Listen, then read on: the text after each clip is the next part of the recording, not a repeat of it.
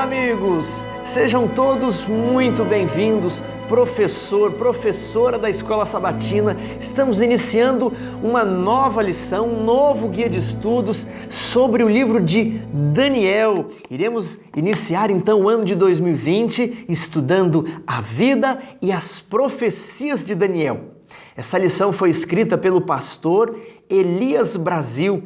Ele é diretor do Instituto de Pesquisas Bíblicas da Igreja Adventista do Sétimo Dia e eu tive o privilégio de frequentar durante um sábado uma classe de escola sabatina onde o pastor Elias Brasil dirigiu o estudo da lição e eu gostei muito. É uma pessoa muito organizada, muito humilde e que conhece muito bem as Escrituras. E ele organizou essa lição de Daniel de uma forma muito agradável, de uma maneira muito bem dividida. Os dias estão muito bem organizados. Eu só lamento por termos apenas um trimestre para estudar o livro de Daniel. Saibam vocês que o livro de Daniel é um dos mais difíceis e complicados livros do Antigo Testamento. E como está aqui na lição de sábado, ele é a base, um dos livros mais importantes para as doutrinas da Igreja Adventista. E a Igreja Adventista nasceu das páginas do livro de Daniel. Então, eu acho que nós poderíamos, se fosse possível, utilizar a lição por 2 trimestres. Tiago, 2 trimestres para o estudo de Daniel? Sim. Mas por quê? Não é tão fácil a estátua é Babilônia, Grécia, Medo-Pérsia e Roma, os animais, depois o carneiro e o bode. Pois é, quando chega no carneiro e no bode, complica, né? Quando chega nas 70 semanas, quando chega em Daniel 11, aí a coisa fica muito complicada. E aqui é o desafio que eu gostaria de passar para você, para que esse trimestre, para que o seu estudo da lição fosse diferente. Uma coisa são os capítulos 2 e 7, eles são capítulos aparentemente fáceis de estudar, fáceis de explicar, fáceis de compreender.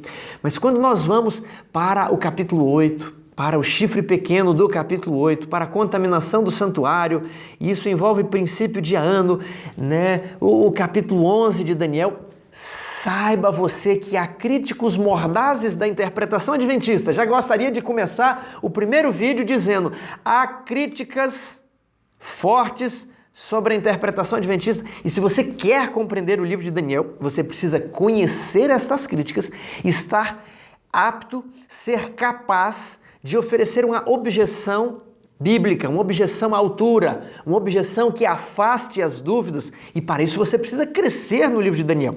Então, se nós sabemos apenas sobre a estátua, eu quero dizer que isso é um conhecimento superficial do livro de Daniel. O livro de Daniel nos exige conhecer a doutrina do santuário, nos exige conhecer a doutrina da purificação do santuário, tudo que está relacionado às 2.300 tardes e manhãs e às 70 semanas. Isso aqui é muito importante no livro de Daniel, e se você não crescer nessa parte, se você não se aprofundar nessa parte, você vai perder o maior brilho, a maior beleza aqui do livro de Daniel e a parte teológica mais densa, mais importante. Aproveito que também estamos iniciando esse guia de estudos sobre Daniel e lhe dizer que a grande dificuldade em compreender não somente as profecias, mas a Bíblia como um todo, é uma falta de conhecimento da geografia bíblica e da cronologia da sucessão dos eventos. Pensando nisso, nós preparamos aqui alguns slides para orientar-nos sobre onde, quando e como ocorreram as histórias do Antigo Testamento. Nós temos aqui o mapa do mundo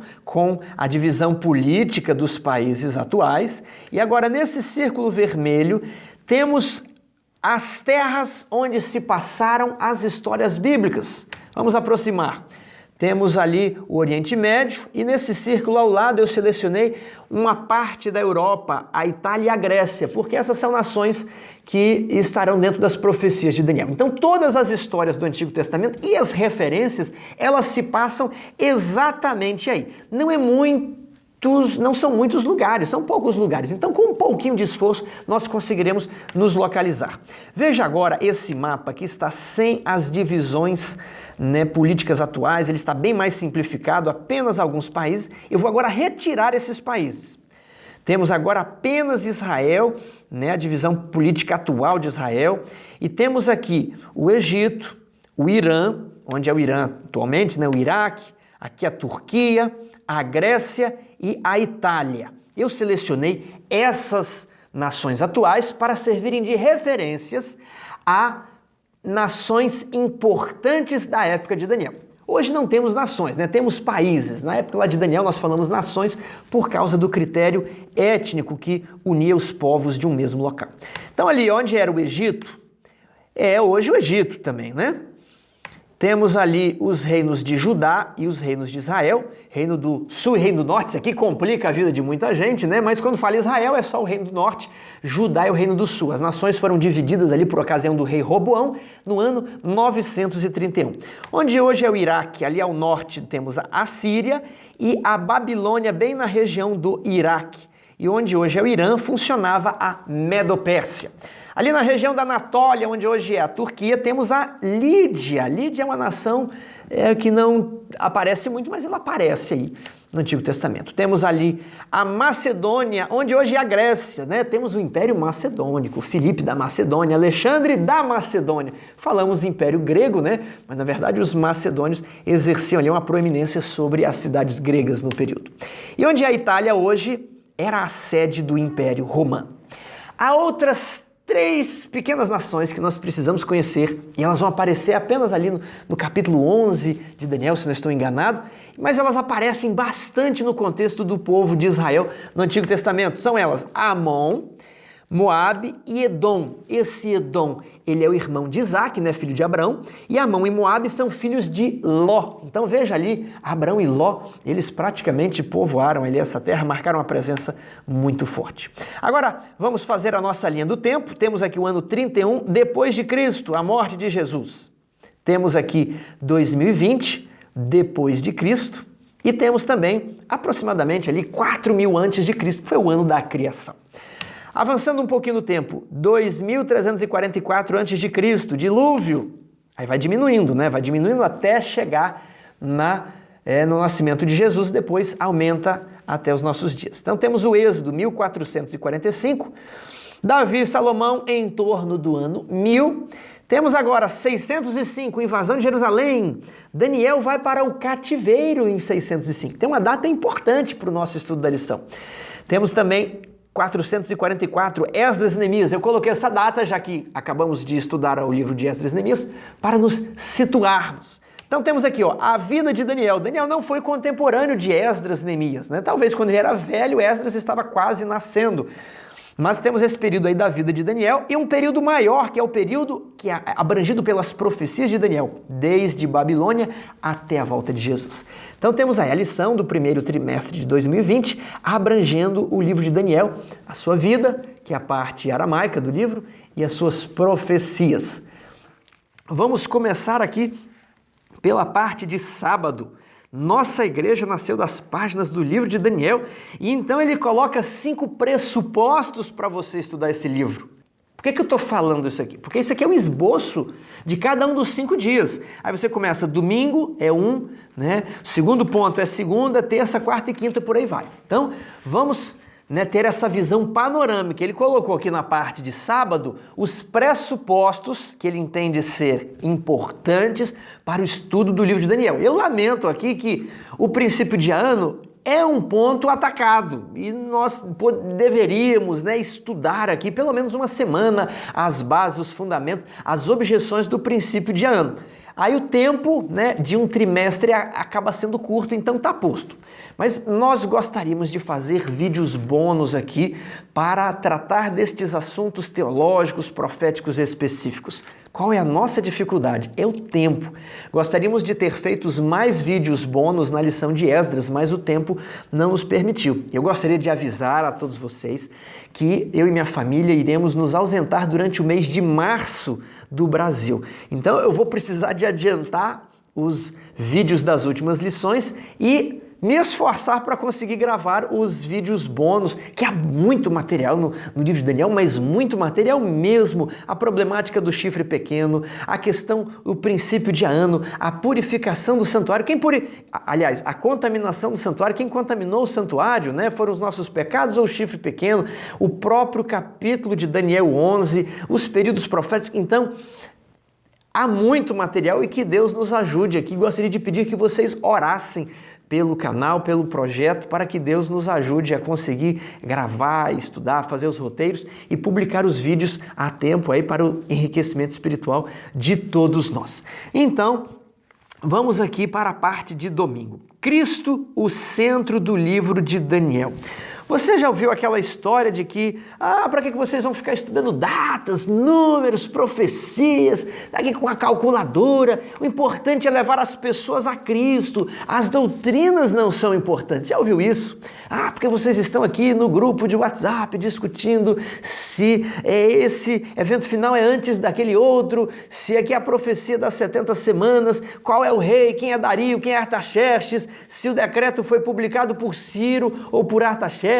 O importante é levar o amor na casa das pessoas, levar as pessoas a Cristo. O relacionamento com Cristo é um amor que supera. Você já ouviu essas objeções, esses argumentos? Aqui a parte de domingo ela vem desmanchando tudo isso. Isso é um raciocínio contraditório, sabe por quê? E Cristo? Cristo não é uma doutrina? Por que quando diz que as doutrinas não são importantes, mas a questão é levar as pessoas a Cristo? Cristo é uma doutrina? Porque ela é mais importante que as outras? Se Cristo foi o autor das Escrituras, se Cristo foi quem enviou as mensagens a Daniel e a João no livro do Apocalipse e a todos os demais livros da Bíblia, por que o estudo desses livros não é importante? Então, esse raciocínio ele é contraditório porque ele vem numa viés de pós-modernidade, onde existe a ideia que não há uma verdade única, cada um possui a sua opinião e o importante é o relacionamento com Cristo. Agora, como deve ser esse relacionamento? Quais os limites? Quais os direitos e obrigações de cada parte? Então, isso não fica posto, por isso é um raciocínio autodestrutivo. Sabe mais como que é um raciocínio contraditório e autodestrutivo?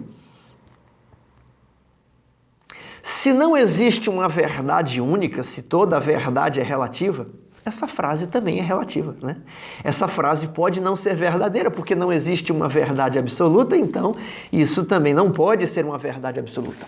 Enfim, gostaria de dizer que existe uma verdade, e o livro de Daniel ele ilustra que a nossa busca pela verdade, uma verdade que vai nos guiar no caminho nesse mundo e no que existe após a morte. Uma verdade eterna é a verdade presente que a Igreja Adventista tem para apresentar nestes últimos dias, as 3 mensagens angélicas, a verdade para o tempo atual. Então você precisa, entre as várias religiões, entre as muitas denominações e igrejas cristãs, descobrir qual é a verdade, o que eu preciso fazer, o que devo fazer para alcançar a vida eterna. Era a pergunta do jovem rico. Então existe uma verdade, e se nós estudarmos as profecias, vamos ter um contato com a divindade, vamos entender que Deus está dirigindo a história e que é possível, em meio a tantas opiniões neste mundo, encontrar qual é a verdade absoluta, qual é a verdade que Deus enviou ao seu povo.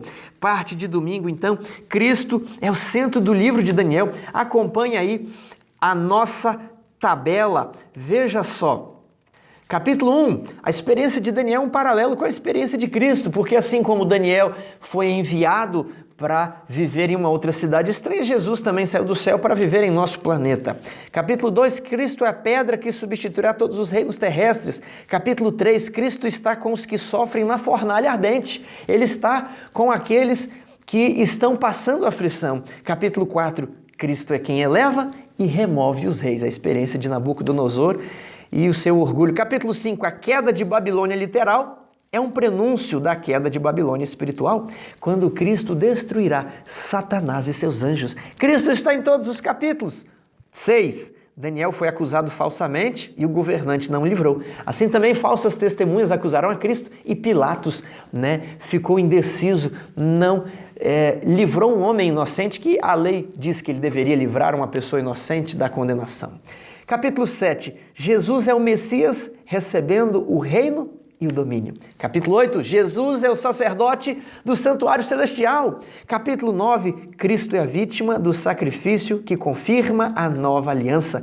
E os capítulos 10 a 12 mostram que Jesus é Miguel, o comandante das hostes celestiais, e Miguel por fim se levantará para salvar, para defender o seu povo. Que maravilhoso! Cristo está em cada página, em cada linha do livro de Daniel, por isso convém estudá-lo. Parte de segunda-feira, a estrutura do livro de Daniel. Você sabe que o livro de Daniel foi escrito em hebraico e em aramaico, e os primeiros 7 capítulos estão ali em aramaico, capítulos 8 em diante em hebraico. E o autor da lição sugere que há uma estrutura poética conhecida como quiasma na literatura hebraica. Hoje nós temos a rima no português, não é assim? Canção rima com mão, mas eles tinham um modo diferente de fazer poesia, que era a primeira frase combinando com a última, a segunda com a antepenúltima. E aqui o autor da lição propõe que existe essa mesma estrutura entre os capítulos do livro de Daniel. Vejamos então. A visão de Nabucodonosor sobre os 4 reinos, estaria ali em Daniel 2. Está relacionada a linha, ali tem A com apóstrofe, ok? A linha, vamos dizer assim. Visão de Daniel sobre os 4 reinos, Daniel 7. Então a estátua do 2 vai combinar com os 4 animais do capítulo 7. B, Deus livra os camponheiros de Daniel da fornalha ardente, Daniel 3. B, linha, Deus liberta Daniel da cova dos leões, capítulo 6. Agora, C, juízo sobre Nabucodonosor, que é o capítulo 4, e o C', juízo sobre Belsazar. Então o autor defende que, assim como todo quiasma, o centro, ali onde ele termina e começa a retornar, é a parte mais importante do livro. O autor também nos colocou uma tabela onde todos os símbolos estão decodificados. Vamos acompanhar essa tabela aqui no gráfico. Capítulo 2 de Daniel, temos ali a estátua, Babilônia, Medo-Pérsia, Grécia, Roma. E o fechamento aqui. Você tem que prestar atenção que toda a profecia com a sucessão dos impérios, ela possui um fim. Normalmente nós só aprendemos ali que Roma, é o último poder. Mas sempre tem um juízo, um fechamento. Ali é a pedra que destrói todos os impérios terrestres. Capítulo 2. No capítulo 7 temos 4 animais e o ancião de dias que se assenta, o juízo é estabelecido. Nos capítulos 8 e 9 nós temos Medo-Pérsia, Grécia e Roma e a purificação do santuário. Nos capítulos 10 a 12 temos novamente Medo-Pérsia, Grécia e Roma e Miguel se levantando para defender os filhos do teu povo. E ele fala, Daniel, vai, encerra as palavras deste livro, ok? Há o fechamento ali. Então essa seria a estrutura básica do livro de Daniel. Tiago, onde que está o problema aqui? O problema está na parte hebraica, ok? A parte aramaica está tranquila, capítulos 2 e 7. Agora, Daniel 8, 9, 10, 11 e 12, aqui que entra a confusão e aqui que você precisa estar firme, estabelecido, ler o texto e deixar o texto falar. Aqui que está o principal, Temos aqui o esquema, mas nós não colocamos o esquema em cima do texto, mas deixamos do texto surgir o esquema profético. Do texto, do símbolo como ele foi dado, nós extraímos as informações importantes. Vamos aqui para a parte de terça-feira, profecias apocalípticas em Daniel. E o que o autor quer mostrar aqui? O que ele está tendo em mente? Justamente o problema do capítulo 8 de Daniel, das 2.300 tardes e manhãs. Já estou falando isso aqui desde o primeiro vídeo, Precisamos nos firmar sobre a profecia da purificação do santuário. Desde agora precisamos lidar bem com a ideia do chifre pequeno. Então ele coloca aqui que existem profecias apocalípticas e profecias clássicas e elas são diferentes. Tiago, por quê? Porque a ideia é que muitos sustentam que 1844 poderia ser condicional, Cristo poderia ter voltado no primeiro século da era cristã. Bem, se Cristo poderia ter voltado no primeiro século da era cristã, se o evangelho foi pregado ali no primeiro século da era cristã, talvez Deus não tivesse em mente 1844, então talvez, né, essa profecia se cumpre de uma outra maneira. E 1844 seria apenas uma aplicação, né, uma aplicação homilética, algo que Deus acabou utilizando, mas que não era o propósito que Daniel escreveu. Então a igreja, ela utiliza essa argumentação de que, olha, não, 1844 deveria existir, existe então as profecias apocalípticas e as clássicas. Vamos ver aqui os 3 critérios. O problema aqui está em você distinguir o que é uma profecia apocalíptica e de que uma profecia clássica. Então o autor da lição colocou 3 critérios. Vamos lá. Visões e sonhos. As apocalípticas, Deus se revela por meio de sonhos e visões, e nas clássicas, né, ele afirma que o profeta recebe a palavra do Senhor. Segundo critério, simbolismo composto. Então, nas profecias apocalípticas existe uma quantidade maior de símbolos e imagens, enquanto que nas profecias clássicas a quantidade de símbolos é limitada e são símbolos da nossa realidade, né? Já nas profecias apocalípticas existem ali monstros, dragões, animais com 7 olhos, ok? E ali o último critério, soberania e incondicionalidade divina. As apocalípticas, o seu cumprimento seria incondicional, e nas profecias clássicas, a realização do evento dependeria da resposta humana da pessoa. Então ele utiliza aqui na pergunta 3, leia Jonas 3. Essa profecia é clássica ou apocalíptica? Segundo os critérios que ele informou, seria uma profecia clássica. Por quê? Porque como os ninivitas se arrependeram, Deus não fez o que ele disse que faria, que seria a destruição de Nínive. Depois ele coloca Daniel 7,6, que fala de um leopardo com 4 cabeças, né? Então seria um simbolismo de um animal que não existe e seria então uma profecia apocalíptica incondicional. Tiago, qual seria a minha opinião agora? Eu, sabendo que os críticos são mordazes, eu não costumo utilizar essa distinção, porque há alguns ataques quanto a esses critérios, né? Quais seriam? Visões e sonhos, né? Então, Deus dá as visões e sonhos para as profecias apocalípticas e para os profetas que recebem a palavra do Senhor, eles também poderiam receber essa palavra do Senhor por meio de visões e sonhos. Então, a distinção ali ficaria muito tênue, muito pequena. E, por exemplo, no último critério, soberania incondicional, é o que nós realmente queremos, né, confirmar com essa distinção entre profecias apocalípticas e clássicas, demonstrando que, olha, essa é uma profecia apocalíptica e por isso ela vai ser incondicional. Então, o que eu gosto de utilizar quando eu estou conversando sobre o assunto? No próprio texto, a gente procurar identificar algum elemento que mostre que não há condições para aquele evento, né? Por exemplo, Deus fala que se o povo de Israel, ele se apartar dos seus maus caminhos, ele vai os entregar para nações estrangeiras e eles serão cativos, ok? Está lá nas maldições e bênçãos de Deuteronômio 28. Mas se o povo ali no cativeiro se arrepender, ele os trará de volta, né? Então, ali no próprio texto nós vemos um elemento condicional. Em algumas profecias nós não vemos o elemento condicional. Então, essa é a minha opinião, é assim como eu gosto de agir, mas aqui o autor da lição, ele colocou outros critérios, ele gosta de trabalhar aqui com a distinção entre profecias clássicas e apocalípticas. Isso aqui talvez vai retornar quando estivermos nos últimos, né, capítulos aí de Daniel. Quarta-feira, o calendário de Deus, é que o autor mostra de uma maneira bem didática as escolas de interpretação profética, preterismo, todos os eventos proféticos anunciados em Daniel e Apocalipse já se cumpriram. Se cumpriram quando, Tiago? Nos primeiros séculos do cristianismo. Então, quem é o chifre pequeno? Antíoco Epifânio. Antíoco Epifânio, ele foi lá, matou o sacerdote Unias, ele colocou um altar a Zeus dentro do templo em Jerusalém, e ele sacrificou porcos ali dentro, e ali até que os macabeus conseguiram purificar o santuário. Isso aconteceu ali antes mesmo dos tempos do Novo Testamento. E Apocalipse, Apocalipse fala dos últimos dias? Não, Apocalipse fala da besta. A besta foi Nero, né? Nero que perseguiu os cristãos. E ali eles encontram vários simbolismos para dizer que tudo já se cumpriu. Isso aqui já se cumpriu tudo, ok? Preterismo, está tudo no pretérito, no passado.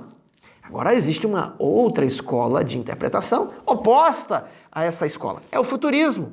Esses mesmos eventos se cumprirão no futuro, por ocasião do período da grande tribulação, quando a igreja será arrebatada, ok? Um será deixado, outro será levado, aí ocorrerão as pragas, aí aquela última semana profética das 70 semanas, na 70ª semana, ela está no futuro, tudo vai se cumprir. O livro de Apocalipse é um livro do futuro, as trombetas estão no futuro, os selos estão no futuro, está tudo no futuro, ok? Futurismo.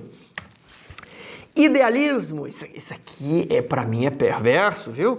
Argumenta contra um propósito histórico nos símbolos proféticos. Você tem ali no capítulo 8 que o carneiro é o rei da Pérsia e o bode peludo é o rei da Grécia. Mas aí o idealismo vai falar, não, isso aqui é apenas lições de um conflito entre o bem e o mal e não se referem a um evento histórico específico. Isso aqui é apenas ilustração, apenas homilética, ok?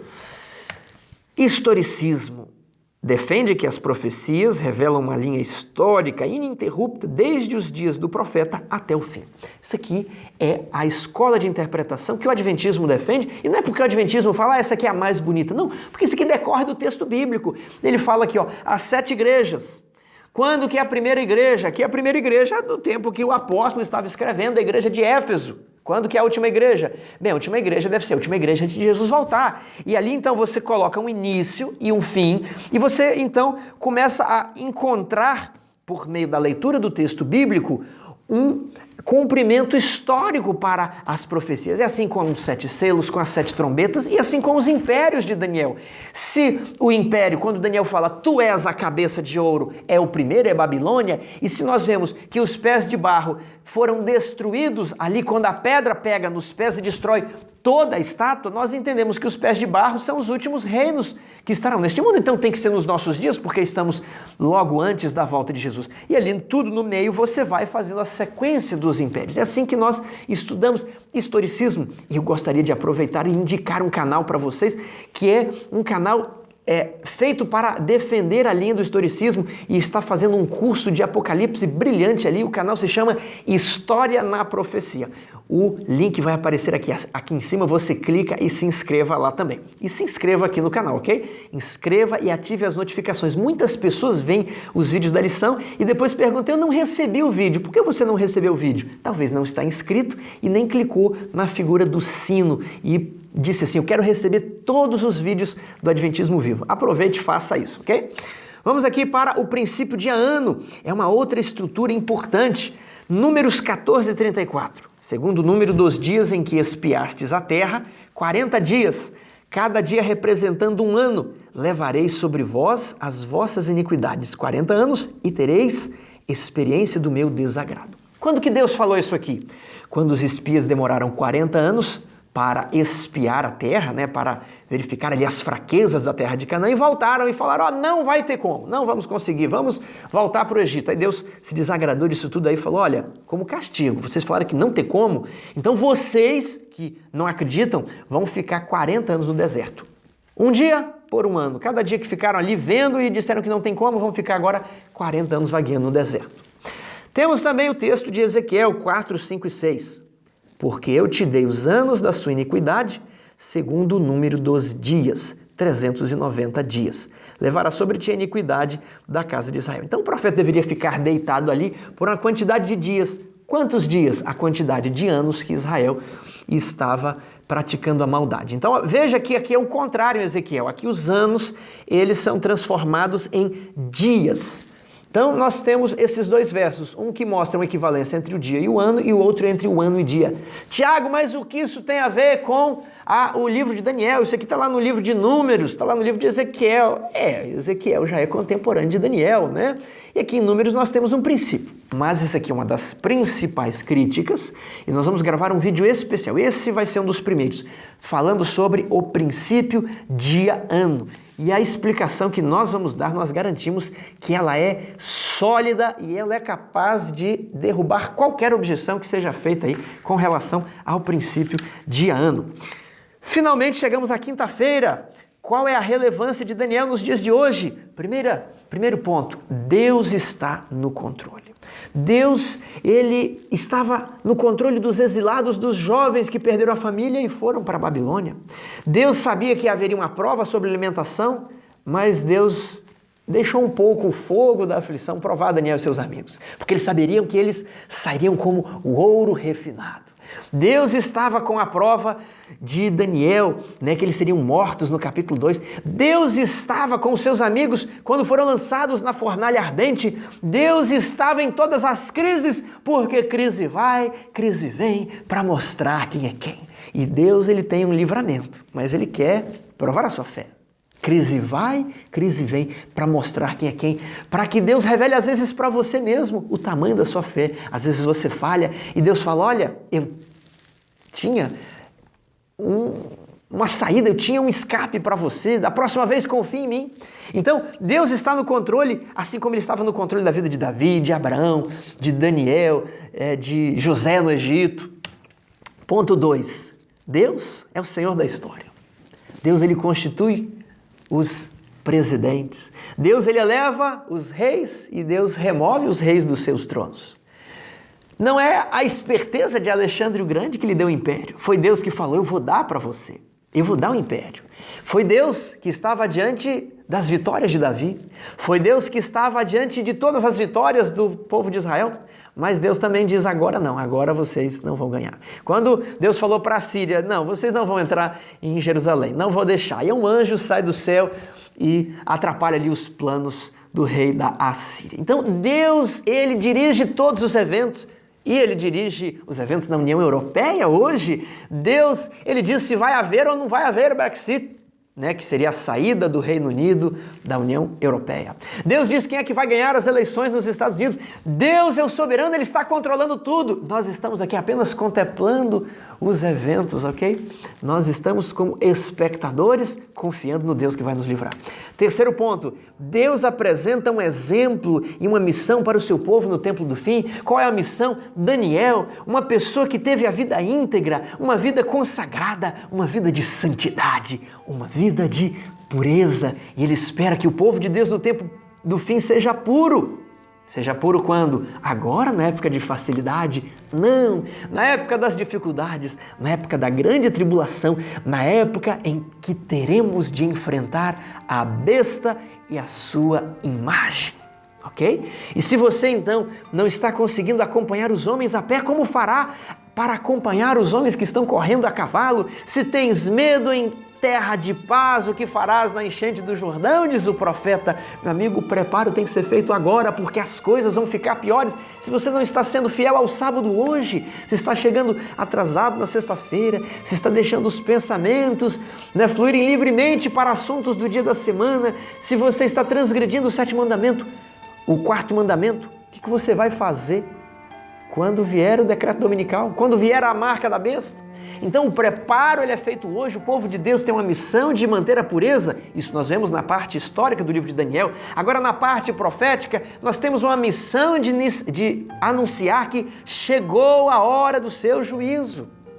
As 3 mensagens angélicas de explicar a doutrina bíblica do santuário celestial e demonstrar as implicações do assunto do santuário na doutrina da salvação, porque as duas coisas estão conectadas. E é por esse motivo que a Igreja Adventista, que é uma igreja, um movimento que nasceu com uma mensagem específica a ser dada em um tempo definido, ela não é apenas mais uma denominação protestante, não, mas ela possui um corpo doutrinário específico, um sistema escatológico definido, onde você possui sábado, a lei de Deus, a ideia da não imortalidade da alma, o santuário celestial e as 2.300 tardes e manhãs, demonstrando que o juízo se inicia em 1844. Esse corpo que é chamado de verdade presente é a missão que a Igreja Adventista deve anunciar. São as 3 mensagens angélicas. Então, assim como Daniel teve a sua missão numa terra distante, longe de tudo e de todos, e ele foi fiel, mesmo lançado na cova dos leões, mesmo em face da morte, ele foi fiel. Nós também temos uma missão profética de pregar essa mensagem linda, a coisa mais bonita que eu já vi sobre sobre a face da terra. É a mensagem que nos foi confiada. Nós temos a missão de divulgar essa mensagem em potente e grande voz para todos os moradores da terra. Que eu e você possamos ser firmes e que Cristo possa nos conduzir. Que Deus abençoe você e a sua família.